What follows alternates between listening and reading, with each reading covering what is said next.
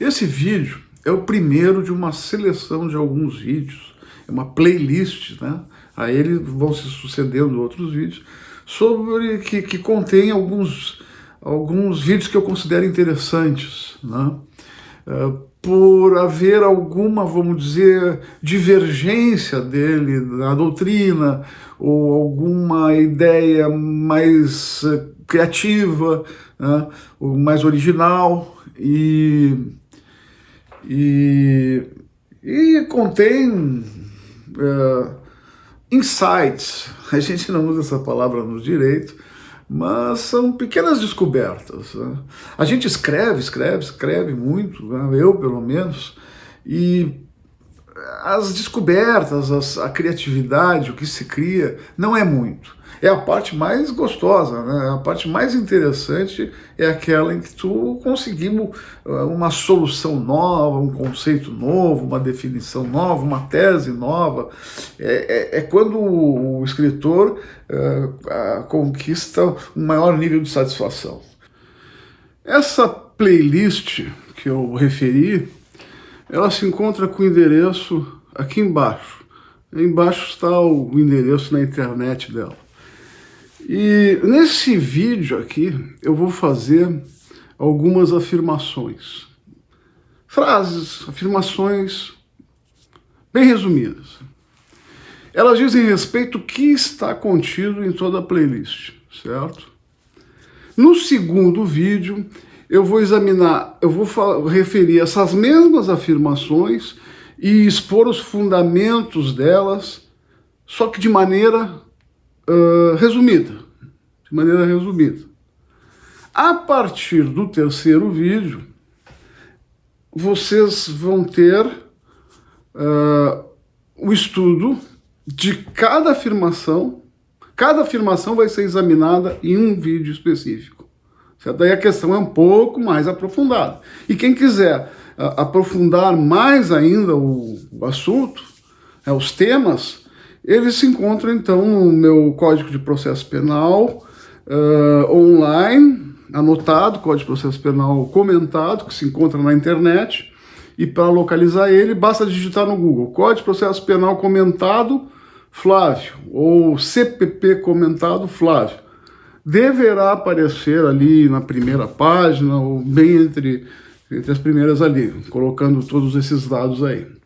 O juiz criminal possui poder geral de cautela. Há uma certa divergência doutrinária se ele possui ou não poder de cautela, e eu afirmo que sim possui, e explico as razões. O processo penal ainda busca a verdade real, né? Mesmo sendo incrementado o princípio acusatório, ele ainda busca a verdade real. Essa é a finalidade do processo penal, buscar a verdade real. O objeto do processo não é propriamente a hipótese delitiva descrita na denúncia. Não é propriamente essa. O objeto do processo é a relação jurídica de direito penal que se discute no processo penal. A hipótese delitiva é só a exteriorização desse objeto. No processo penal existem vários princípios: devido processo, contraditório, ampla defesa, né? Oficialidade, obrigatoriedade. Todos esses princípios derivam apenas de dois princípios fundamentais do processo, constitucionais. Todos eles derivam de dois princípios, são os dois princípios maiores do processo penal, que muitas vezes colidem e algumas vezes andam juntos. Os interesses da acusação e da defesa no processo penal não são conflitantes. Não há conflito de interesse no processo penal. Do ponto de vista técnico-jurídico, não há conflito. Os interesses divergentes que existem dizem respeito à psicologia judiciária. Pelo contrário, os interesses que existem no processo penal se complementam. Toda prova, sem exceção, sem nenhuma exceção, é um conjunto de indícios.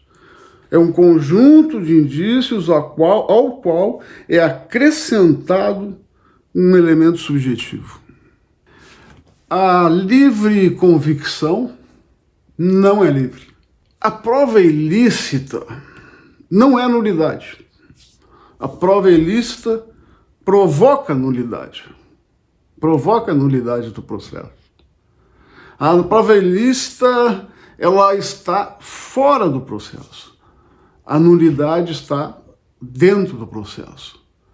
Distinção entre prova ilícita e nulidade. Faço algumas considerações sobre o princípio do favor rei e do favor libertate, o que eles significam. Qual a diferença fundamental entre o processo inquisitivo e o processo acusatório? Há várias diferenças, mas qual a diferença fundamental, da qual decorrem todas as outras? É possível cumprir prisão preventiva em casa. O princípio acusatório, ele não é absoluto. Ele é relativo. O processo criminal, o processo penal, ele contém inquisitoriedade, e a inquisitoriedade que ele contém é necessária. O sigilo do inquérito deve ser a regra. Ele existe em favor do indiciado.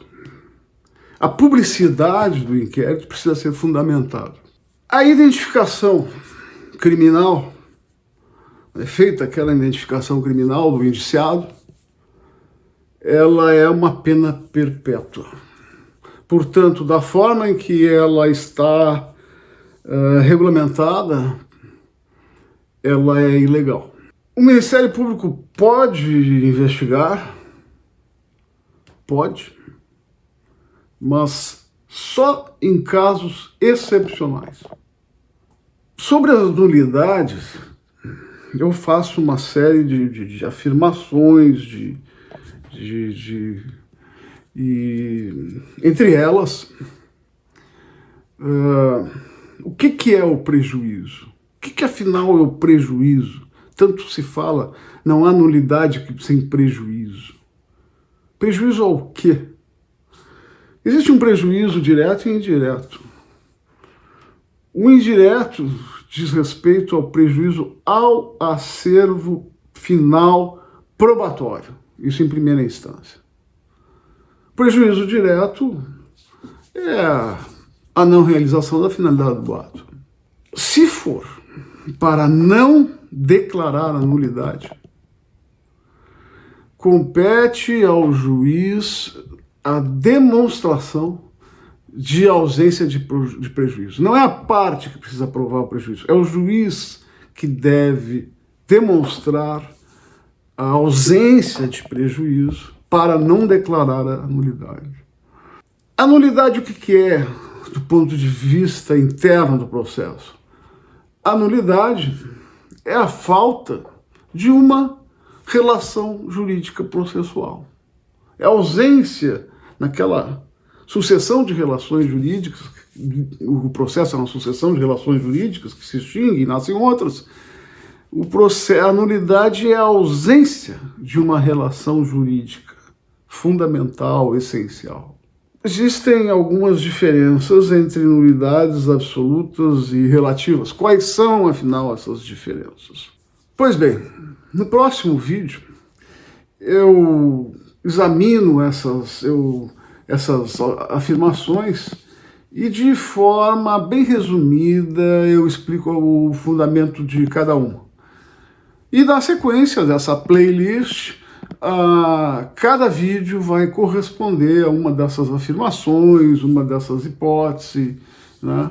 até o último vídeo, então. Obrigado, bom proveito. Se gostou, clica ali, curtir, se inscreve no meu canal, porque daí eu posso comunicar quando, às vezes eu faço umas conversas informais e eu posso lhe avisar. Muito obrigado.